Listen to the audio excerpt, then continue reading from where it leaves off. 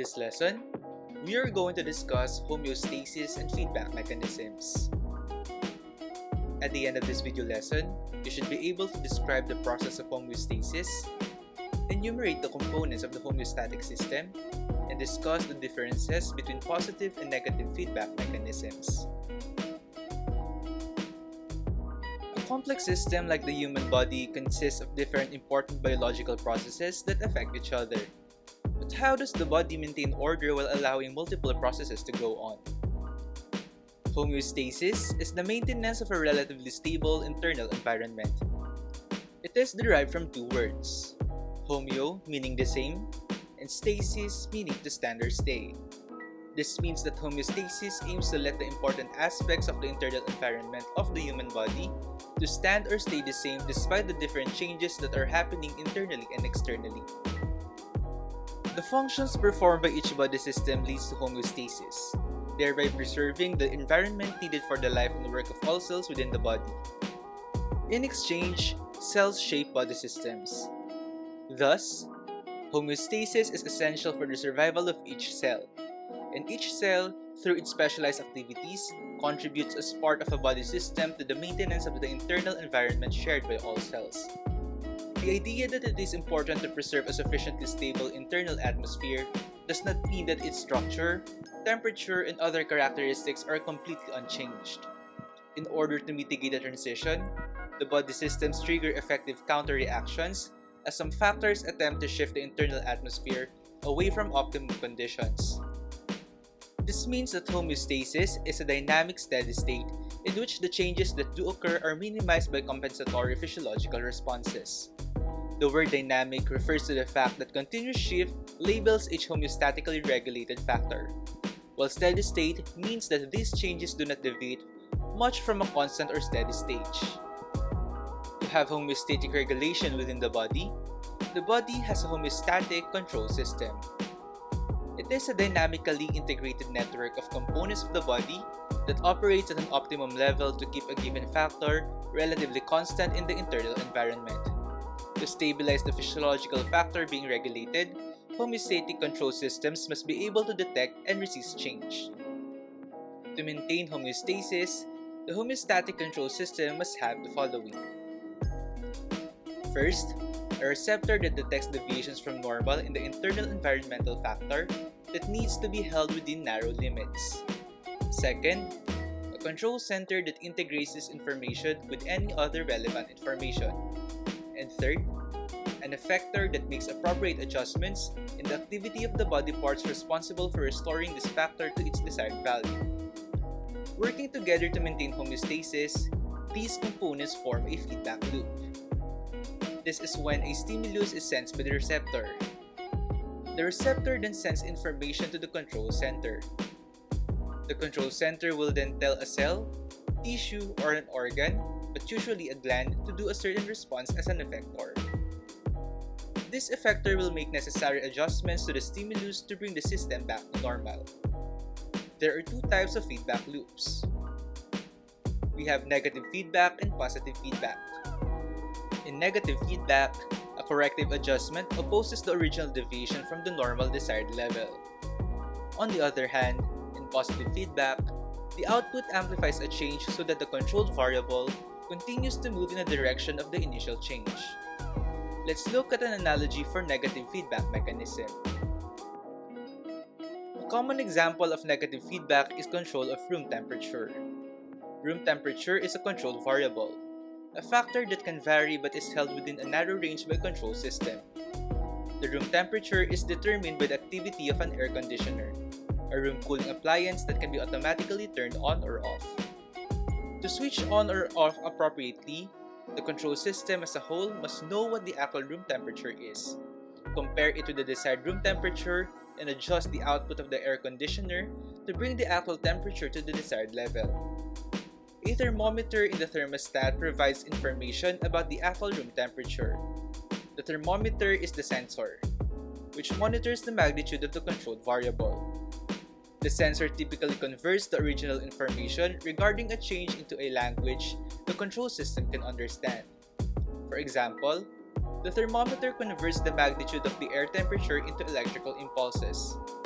This message serves as the input into the control system.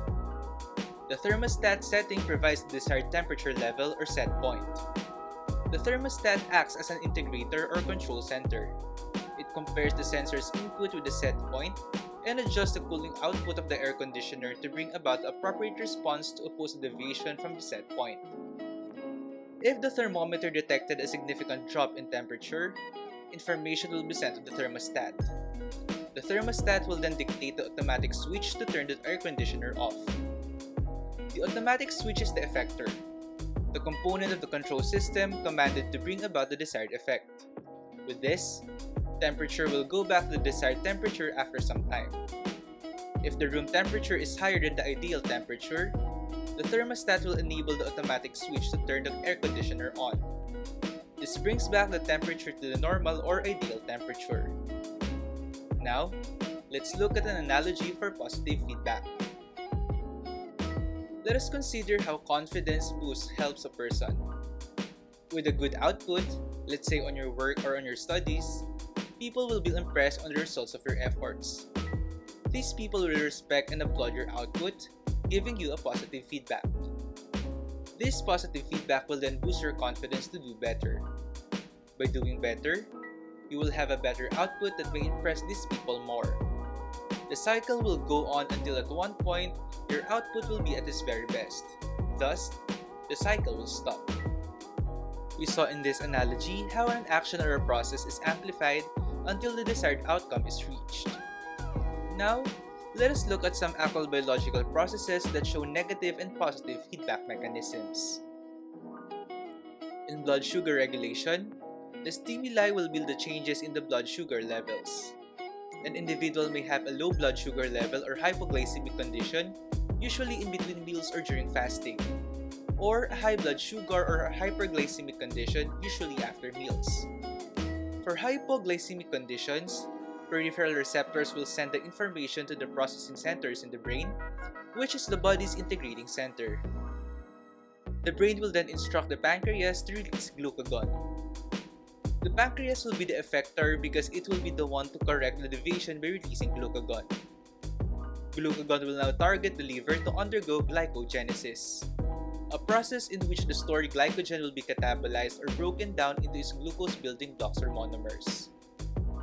This will allow the blood sugar to be on its normal level. On the opposite side of the feedback loop, for hyperglycemic conditions, peripheral receptors will also inform the brain about the increase in blood glucose levels. The brain will then instruct the pancreas to secrete insulin. Insulin will now work to make glycogen in the liver out of these excess glucose molecules in the blood, thus lowering the blood sugar level to make it normal again. Since the pancreas secretes glucagon and insulin to bring back the deviation to normal, blood sugar regulation is a negative feedback loop. Let us look at another feedback loop. In blood calcium regulation, the stimuli will be the changes in the blood calcium levels. An individual may have a high blood calcium level or hypercalcemia, or a low blood calcium level or hypocalcemia. For hypercalcemia, peripheral receptors will send the information to the processing centers in the brain. The brain will then instruct the thyroid gland to release calcitonin. The thyroid gland will be the effector because it will be the one to correct the deviation by releasing calcitonin. Calcitonin will now direct the calcium from the blood to be deposited to the bones, thus decreasing the blood calcium level to normal. On the opposite side of the feedback loop, for hypocalcemia, peripheral receptors will also inform the brain about the decrease in blood calcium levels. The brain will then instruct the parathyroid glands to secrete parathyroid hormone or PTH. Remember that PTH has an antagonizing effect on calcitonin. Thus, PTH will target the bones to stimulate calcium release, thus increasing the blood calcium level to the normal level. Since the thyroid and parathyroid glands secrete calcitonin and parathyroid hormone respectively to bring back the deviation to normal, blood calcium regulation is also a negative feedback loop. Let us now look at the last example. We are going to look at the homeostatic regulation during childbirth. The kicking of the baby during labor makes its head push the cervix, disrupting the situation in the cervical opening. Thus, the kicking of the baby is the stimulus. The nerve receptors in the cervix creates nerve impulses that will be sent to the brain. The brain then instructs the posterior pituitary gland to release oxytocin. Oxytocin will then be carried by the blood going to the uterus to allow contractions. The uterine contractions will make the cervical opening to dilate more and the baby to kick more frequently. The continuous kicking of the baby will trigger the posterior pituitary gland to release oxytocin to allow more uterine contractions. The cycle will go on and on until the baby is delivered. In this feedback loop, the nerve receptors in the cervix are the sensors. Also, the pituitary gland is the effector since it allows the change to be amplified by releasing oxytocin. Thus, this homeostatic regulation is a positive feedback loop. To conclude this lesson, let us review the following key points. The tendency to maintain a stable, relatively constant internal environment is called homeostasis. A homeostatic control system consists of a receptor, control, and an effector. A stimulus triggers the homeostatic control system to function. In a negative feedback loop, the effector opposes or inhibits the stimulus. In a positive feedback loop, the effector reinforces or amplifies the stimulus. And that ends our discussion on homeostasis and feedback mechanisms.